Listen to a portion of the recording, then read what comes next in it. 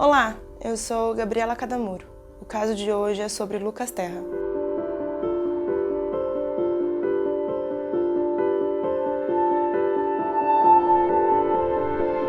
Primeiro eu quero te alertar que esse caso possui temas relacionados a assassinato, estupro e tortura. Então, caso você tenha menos de 18 anos ou não se sinta bem com estes temas, eu peço que pare agora mesmo o vídeo ou o áudio. Lucas nasceu em Salvador, na Bahia, mas viveu por muitos anos no Rio de Janeiro. Em janeiro de 2001, o pai de Lucas, Carlos Terra, decidiu que iria se mudar com o filho para a Itália, já que a esposa dele, mãe de Lucas, Marion Terra, já estava lá. Porém, antes da mudança, Carlos queria passar um tempo em Salvador para poder se despedir de amigos e familiares. Foi nessa época em Salvador que Lucas começou a frequentar a Igreja Universal do Reino de Deus, porque ele não queria ficar longe da sua religião. O Lucas era muito cuidadoso e demonstrava um prazer muito grande em cuidar das pessoas. Sabendo que ia embora do país, ele começou a participar da Universal com 14 anos, em 2001. Naquela época, ele tinha o cargo de obreiro,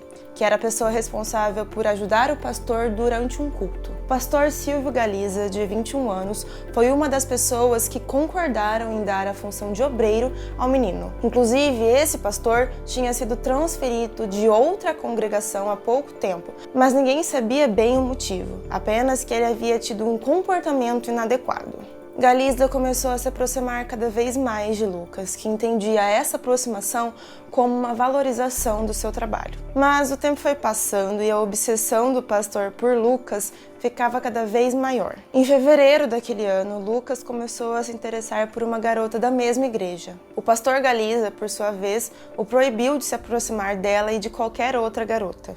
O caso.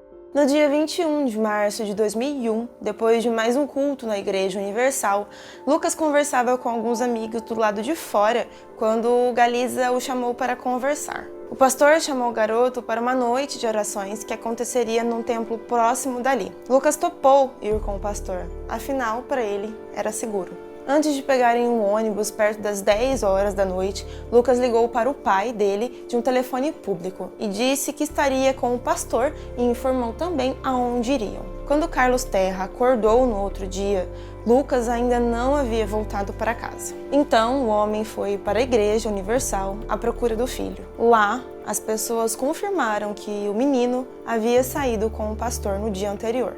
Carlos encontrou Galiza e perguntou pelo menino.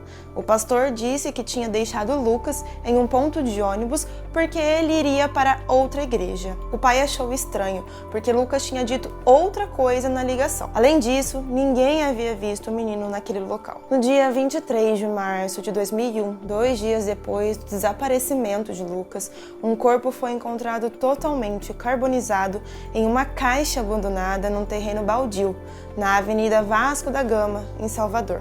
O local era totalmente afastado e sem movimentação nenhuma. Depois de 43 dias, o exame de DNA confirmou que o corpo era de Lucas. Foi encontrado um pedaço de pano em sua boca. Por conta do estado do corpo, não era possível dizer se Lucas havia ou não sido abusado sexualmente. Porém, ninguém tinha dúvidas sobre isso. O crime abalou Salvador e ainda abala. O rosto de Lucas ficou conhecido em rede nacional. Os noticiários reservaram 80% do tempo para falar sobre o menino. A polícia encontrou no corpo de Lucas vestígios de tecido iguais aos da igreja, o que foi a prova-chave para ligar a morte do menino ao pastor. Testemunhas da obsessão.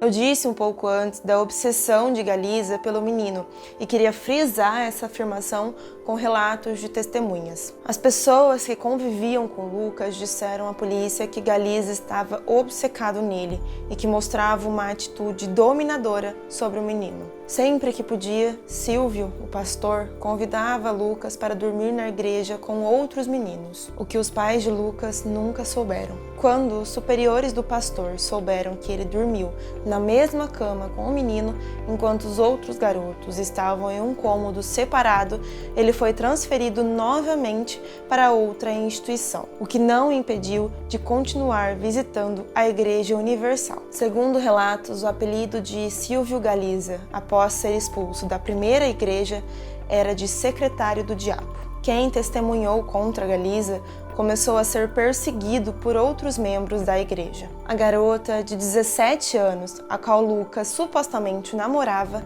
relatou que também foi perseguida e humilhada pela Universal. Investigação.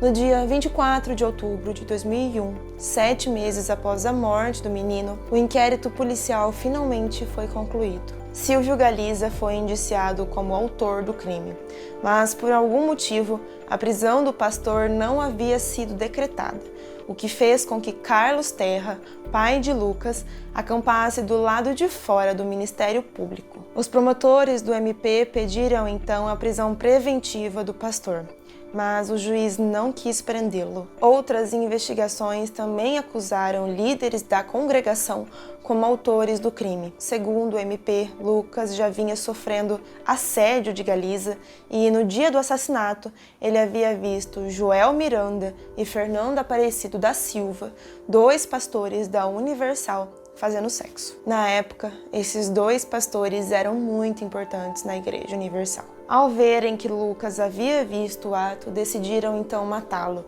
mas antes abusaram sexualmente do menino. Julgamentos foram realizados, anulados e prorrogados. Em um dos recursos, um dos ministros do STF anulou a condenação de Joel e Fernando. Vendo que nada iria ser feito, Marion e Carlos, pais de Lucas, recorreram a ONGs, Direitos Humanos e Ministério da Justiça para que os autores do crime fossem julgados. Carlos escreveu uma carta à ONU, na Suíça, questionando onde Galiza tinha tanto dinheiro para conseguir defesa de alguns dos advogados mais caros do Brasil, sendo que ele morava em uma comunidade carente. Tudo caía sobre a Igreja Universal. Condenação e julgamento. Com os protestos e pressão da mídia, finalmente marcaram o primeiro julgamento de Galiza. No dia 9 de junho de 2004, Silvio foi condenado a 23 anos e 5 meses de prisão, tendo a pena reduzida para 18 anos e depois de novo para 15 anos, após um recurso por parte da defesa. 5 pessoas testemunharam contra o pastor e o júri considerou o crime triplamente qualificado, aceitando a tese de que Silvio havia abusado sexualmente de Lucas. Em 2006, o Linha Direta realizou uma reportagem sobre o caso. O pastor se declarou inocente e acusou outras 3 pessoas da igreja pela morte de Lucas. Como eu citei antes, 2 dos acusados pelo pastor foram Joel Miranda e Fernando Aparecido. O terceiro acusado seria o segurança de ambos os pastores, Luiz Cláudio. Assassinos inocentados.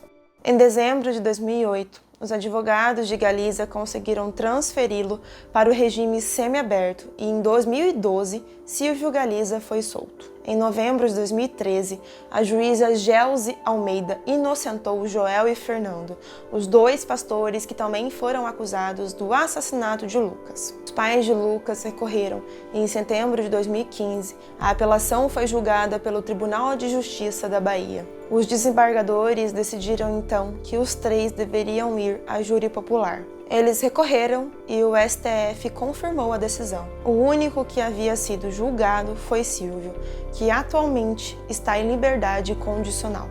A luta de Carlos Terra. O pai de Lucas, Carlos Terra, gastou tudo o que podia para descobrir o motivo da justiça ser falha. Ele chegou até cursar direito e entender os processos jurídicos, mas acabou se decepcionando e deixando o curso no último semestre quando percebeu as brechas nas leis. Em fevereiro de 2019, 18 anos após a morte de seu filho, Carlos Terra faleceu. Ele estava internado com um quadro de insuficiência renal e teve uma parada respiratória. Marion Terra, mãe de Lucas, declarou para o jornal À Tarde que conseguiram calar o seu marido, mas que as pessoas se esqueceram que ela ainda estava lutando pelo filho e que ninguém conseguiria calá-la. Júri popular. Em setembro de 2019, o STF decidiu que Joel e Fernando, os 2 pastores suspeitos de terem estuprado e matado Lucas, junto a Silvio, iriam a júri popular. Em novembro de 2018, o ministro Ricardo Lewandowski anulou o processo, alegando falta de provas. A segunda turma do STF decidiu a favor do recurso contra o ministro. Infelizmente, o júri popular ainda não foi marcado e Silvio continua em liberdade. Curiosidades sobre o caso. A Justiça determinou o pagamento de uma indenização de R$2 milhões para a família de Lucas e quem pagou esse valor foi a Igreja Universal. Antes de Carlos Terra falecer, ele deixou um livro. Lucas Terra, traído pela obediência, narra em detalhes tudo o que Carlos sofreu para esclarecer o que aconteceu de verdade com seu filho. No livro, o pai do menino relata que Lucas foi amarrado, amordaçado, violentado e queimado vivo. Quem quiser adquirir um livro pode enviar um e-mail para carlosterra@hotmail.com. Em alguns sites que li, disseram que o caso iria prescrever em 2021, mas eu não achei nenhum local confiável que confirmasse esse dado. Caso você conheça alguma confirmação verdadeira e uma fonte confiável, mande aqui para mim. O caso do assassinato de Lucas Terra acaba aqui. Esperamos justiça. Boa noite e bons sonhos. Ei, pera, não acabou ainda não. Eu vim aqui para te pedir uma grande ajuda. Se você gosta do projeto Crimes para Dormir, gosta dos vídeos do Spotify também, eu fiz uma conta no Padrim. Se você quiser doar, nem que seja qualquer R$1 para me ajudar a continuar com esse projeto, eu vou ficar muito feliz. É só procurar lá no Padrim Crimes para Dormir e fazer sua doação mensal, tá? Muito obrigada.